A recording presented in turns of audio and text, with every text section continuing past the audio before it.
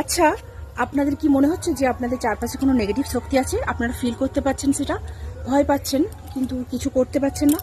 মনে হচ্ছে কেউ আপনাদেরকে ব্ল্যাক ম্যাজিক করেছে বা জাদুটোনা কিছু। তো দেখুন, আমাদের শাস্ত্রে মন্ত্রের পাওয়ার কিন্তু অনেকটাই। তো ভগবানের ওপরে তো কিছু হয় না।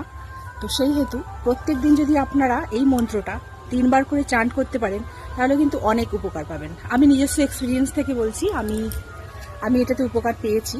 তো এই মন্ত্রটা আপনারা আগেও কোথাও শুনে থাকবেন। তো মন্ত্রটা হলো ওম নমো হনুমতে রুদ্রাবতারায় সর্বশত্রু সংহরণায় সর্বরোগহরায় সর্ববশীকরণায় রামদূতায় স্বাহা। এই যে হনুমানজির মন্ত্রটা, এই মন্ত্রটা আপনারা রোজ পাঠ করে দেখুন, মনের মধ্যে একটা পজিটিভ এনার্জি পাবেন। আমি বলছি, কথা দিলাম।